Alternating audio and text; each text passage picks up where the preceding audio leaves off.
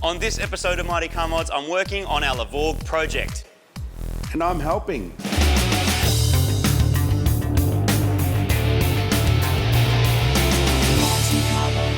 Welcome to another episode of Mighty Car Mods.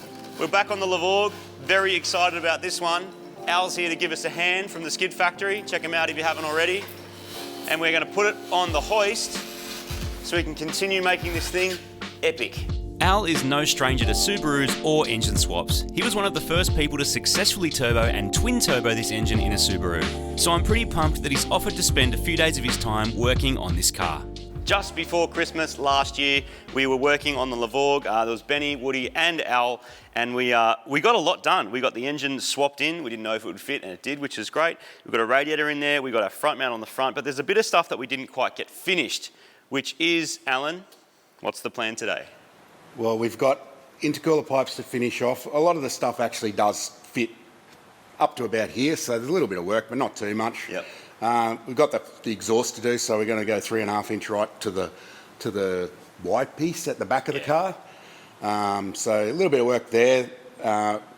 We've got to integrate that wastegate back into the exhaust, which is not the way you'd normally do it, but in this case, that's what Marty wants. It does go to atmosphere. It does. Just via the exhaust. Just taking the long route. Got an intake there as well. We've got a ton of wiring to do, which is, I believe, Davo's going to sort that stuff out. Dave's going to give us a hand, yep. And then a little bit of plumbing also with breathers, because we're chucking boost into this thing from the factory. They don't really breathe that much, but it's going to breathe a lot with what we're doing to it. So that's another job that we're going to work on. And then we've got to wire it up to actually make it work. So that's the plan. We're just going to dive in. We're not sure what order we're going to do it, but we're just going to dive in and start making stuff. And yes, I'm very, very excited about this one because this means it's closer and closer and closer to being a working driving Levorg with a flat 6 in it and a big turbo. We've opted to put the turbo into a similar position as you'd often see on modified 4-cylinder Subarus. This is often referred to as a twist mount setup. To create our spoolie boost, Al made a custom stainless turbo manifold to direct gases into the turbine housing. But now we need to install our wastegate to bypass exhaust gas once we reach our boost target. We're using a GFB EX44 wastegate and plumbing it back to atmosphere via the exhaust. This is going to be a little bit tricky as we have to bridge the up pipe and dump pipe together without contacting the body of the car or the steering knuckle and fit a big old gate in there to do it. So we're rotating the top of the wastegate around because we're so close to the gearbox that we're worried we're going to hit it with the vacuum lines and stuff. So grab the top, turn it around. It's got Loctite in it, so it's a bit tricky to get undone. We had to use some heat and then an impact gun like that to whiz it out. And if we wrecked it, we would have had to get a whole new wastegate. So I'm glad we didn't. And now Al is going to attempt to fit that in so we can do our dump, so we can do our exhaust. With the heavy springs that are inside the gate, a press is the easiest way to squish these things back together. And now that it is squashed, we can work out exactly how it's going to fit. Due to the fact the Levorg originally came with a big dirty CVT gearbox, we can fit a 3.5 inch dump back there that will flare up from a 3 inch V-band on the exhaust housing of the turbo. Al is then tacking each new piece of the dump together with a TIG welder before test fitting it on the car. We're using the bandsaw as it does reasonably neat cuts on stainless tube, although the bigger the tube gets, the trickier it is to use. The suite of tools we've slowly built up in Super Garage really come into their own when you're doing a job like this. This is the dump pipe V-band flange, and that's the first little bit of the dump pipe. We've got not much space coming out of that turbo with the firewall, so I'm just grabbing millimetres where I can. I've trimmed down this, that's a little 3 to 3.5 inch expansion there. So I've taken off any material I can there. Obviously, that's a tiny little thing. It's very hard to clamp, so you would have seen I tack welded it onto various bits and cut bits off it where I could. I've even taken a few mil off of that flange there just to try and get a little bit more clearance towards the firewall. It all adds up. So we'll tack that on there. Got to be a bit careful with these. Once you thin them down, they can warp when you weld them. So you've got to be very careful about how much current you use. But I reckon I'll be all right.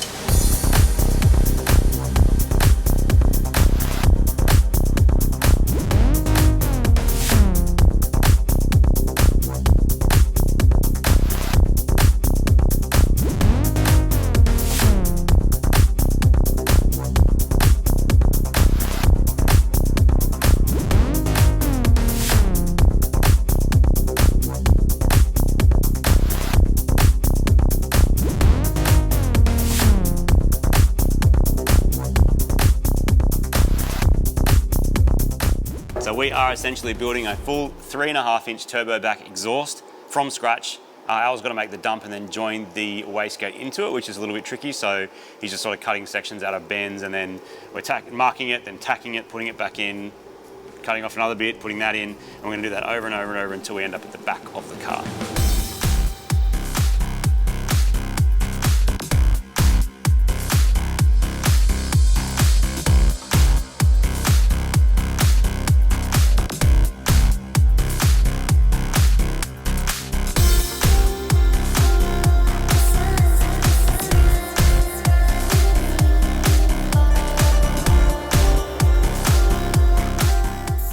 Al quite generously said, do you want to weld your dump pipe? And I'm like, of course I do. We're also purging it as well, so we've got the gas going in that end, going through and out that end to keep the welds really, really clean. We won't do it for the rest of the exhaust, but we are going to do it for the dump.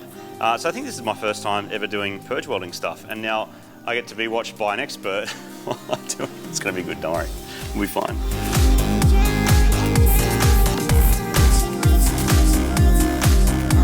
If you're learning how to weld, one of the best things you can do is spend some time with someone who's done it a lot, and it's like tweaking the settings, and not only tweaking them, but why you're tweaking them. So we're adding pulse so that it sort of pulses on and off as you weld. It helps you get a rhythm. It changes the way the heat works. And we're sort of just like tweaking it as I go around, and the weld's slowly improving, and that is invaluable. So if there's an opportunity just to watch someone who does it and ask them some questions, that's gonna help a lot.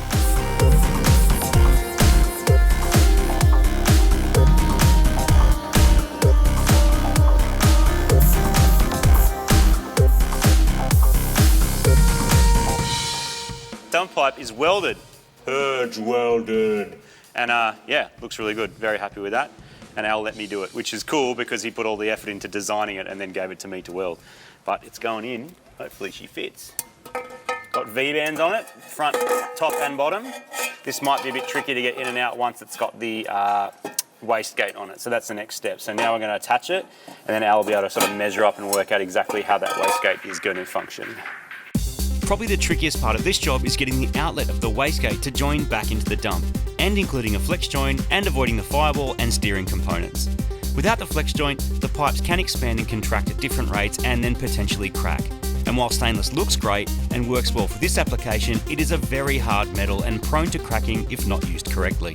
There's all sorts of tricky new age design tools you can use to create these shapes, but a careful measure, a marker and an angle grinder can get the job done just fine. I've spent quite a bit of time making this fairly basic looking shape that's actually not very basic, because it's got to fit quite neatly up in there to be able to be welded properly. So we then have to cut that out, weld that in there, and what I'm going to do is then join it to the wastegate outlet pipe afterwards, because I've got this bit of slip joint here. Gives me a little bit more scope for movement to, because things aren't going to line up very well. So for now, I'll pull this dump pipe off, cut that open, weld this on, and then return it back, and then try and join it all up. This is why it costs so much to get your wastegate joined back into your exhaust system. It is super fiddly to do it right with good flow characteristics. That's going to be super fun, putting it up from underneath and bolting it on at the same time. The key to a happy turbo system is flow. If we have the bypassed exhaust gases colliding with the spent exhaust gases from the turbine housing, we'll slow everything down, and restriction means less power. Once Al has made an opening, he can weld on the tube for the wastegate, which is also being purged with argon. The final parts of the dump pipe will be tacked in place on the car to make sure everything lines up, and then we can move on to completing the rest of the exhaust. When working out what size exhaust system to put on, you've usually got to look at your power target. There's lots of variables, but it's likely that with a single 3-inch system, I could run into issues with exhaust restriction. So I've decided to go for 3.5 inch, which means I have to get a 3.5 inch cat, resonator, piping and bends. Being that I'm going to retain the existing rear mufflers, I've opted for an electronically controlled bypass valve, which can test on the dyno to see if the rear mufflers are holding the power back or not. The biggest exhaust I've ever had in my whole life is coming together very, very nicely. Al's just tacking some stuff in place. We've been TIG welding everything as we go. We're making it on the car. It's the easiest way. It also means that it doesn't move around, so we use the stands to hold it up. and then we will make sure everything's in the right position and then start to mount it to the car. Speaking of mounting it to the car, I'm going to make a bracket, not out of cardboard, but I'm using cardboard aided design to pick up on the factory hanger that the dump sits on there. So I'll make like a little bracket that goes across, picks that up, and then we connect that onto the pipe there, and it will hold it in place. Welding this new bracket directly to the cat converter will likely tear up the side of it, so we're going to reinforce it with a cut up piece of stainless sleeve. The flex joint then goes after this last connection to the engine and gearbox. Its purpose is to soak up any movement between the rest of the exhaust, which is attached to the body of the car.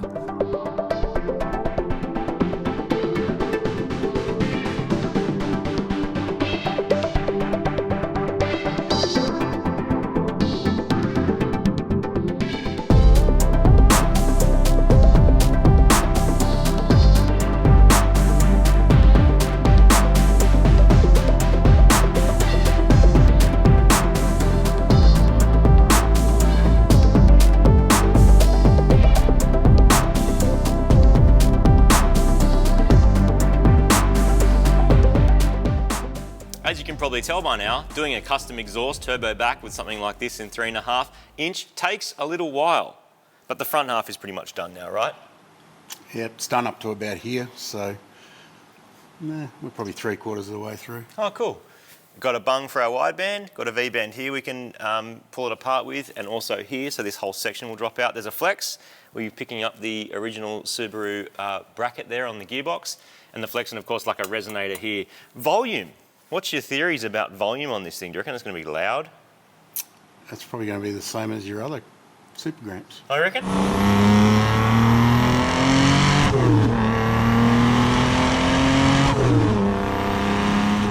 Maybe a little bit quieter because those mufflers look quiet. They're not a straight pipe. We're going to utilise the mufflers that we've got, but what we're also going to do, because we don't want to run into problems on the dyno particularly, is we are going to put a bypass flapper in. So that's one of these things that basically bypasses the rear mufflers in case the rear mufflers end up holding us back and I'll be under the dyno, pulling it apart and whatever else. So we've got some space in here, and it's pretty cool that you can sort of like remote control that. We insert it around there somewhere in this area, and put a little dump onto the ground on there, and that basically deletes the whole back section in case it's holding us back, which it might. We don't actually know, but it's these are pretty affordable, and also it's Verax, which is the same as the mufflers we've used a few times before, and it just bypasses that thing. What's your theory? Do you reckon it'll make a difference or not? I don't, but I'm keen to see whether I'm right or not. Better to know. And also it might sound fantastic on the track, which is what I'm going for as well. So yeah, we'll finish the rest of the back half of the exhaust. It'll start to look a bit different because we're not using the bright shiny stainless. We're using, what's the name of the other stainless? 409. 409. This is 304. Yeah. 409 is just like automotive grade, so it's not shiny. Kind of like the stock stuff on like a Volkswagen Golf that's got a stainless Pretty exhaust. much every car nowadays has it. Yeah. Okay, so it'll Except change. Teslas. On Nissan Leafs. It'll change the way it looks, but essentially it's the same size, and then we'll hook it into our back mufflers, and then that exhaust done. Thank you for your help, Alan. Looks excellent. We'll be able to control our exhaust flapper valve via the Haltech with either a manual button or base it on revs, speed, or just about any other input. We're also putting a V-band close to it so we can remove it later on to replace it with either a straight pipe or another muffler if it's still too rowdy. From here on, we follow the same process Al has perfected over the years. Stare at it for a few minutes, then accurately cut the right shape bend to hug the bottom of the car. So we've run out of bends. We need a couple more 3.5 inch stainless bends, like 2 more. So we're gonna run up the road and grab some.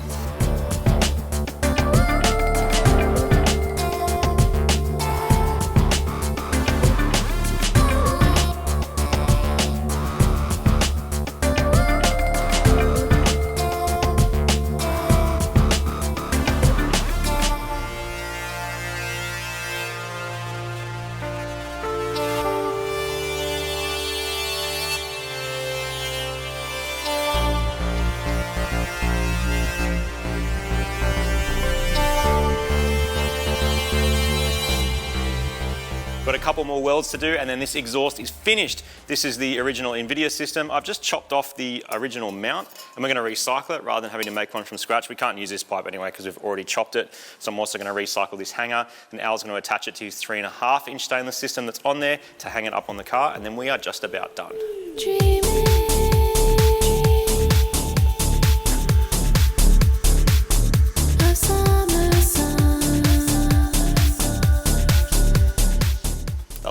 piece of the puzzle needs to be welded on. So we're joining it here, which is directly under the diff, and then here onto the original exhaust system. So we might have to MIG the back one because of the fact we're stepping down to this sort of funny size. It's not 3.5 and not 3.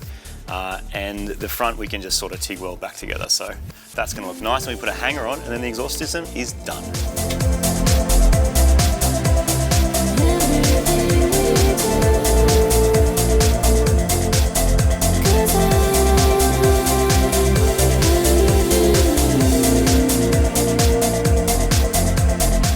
We're going to weld our 3.5-inch stainless exhaust onto this rear section with the two mufflers. We've got a bypass to use on the dyno to see if that's actually going to drop us in power. We don't think it will, but either way we're going to MIG this because we've got a bit of a gap. We're using a pulse MIG, which sounds a bit different, but yeah, looks like it's going to work good. Ready to go? Yep. Let's do it, man.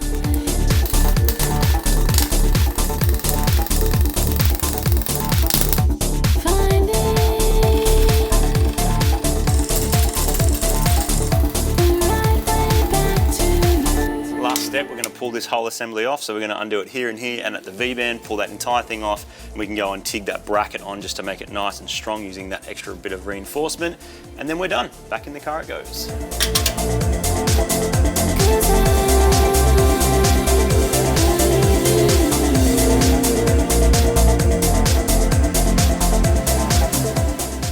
Our exhaust is finished, ready for the final offer up. Alan, this, like pretty much everything you do, is a work of art, mate. How you feeling about it? Oh, I'm ready to do some wiring. Oh, really? We'll try and get this thing to Sick of the start. exhaust. It's been legitimately, including making that dump, which is probably the most time-consuming part, nearly 2 days. A good day and a half at least of fiddling around to make it happen. But we're there. Here's some bolts for you. So, like Alan was saying earlier, if you ever wonder why it's expensive to get a custom-made 3.5-inch exhaust, it just takes someone a lot of their life to do it. Nearly lost my life because of this exhaust too. We've got our 3.5-inch V-band up the front here, and our normal sort of two-bolt gaskets up the back from our original system. And between those two, we've managed to sort of mix and match this thing together. But I think it is excellent. Never had an exhaust so massive and so epic looking on anything before. And that, if I can bolt it on, there we go. So, that was a good day and a half to get a dump pipe made and that exhaust made from scratch with all those bits that we had. Al, I think it looks brilliant. How are you feeling about it? It's good. You like Let's it? do some intercooler pipes. Next episode, we're going to do intercooler pipes wiring. We're going to get as close as we can to getting this thing ready to start. We've got some other friends coming along to help us. Thanks for watching. See you next time. Thank you, Alan. Love your work.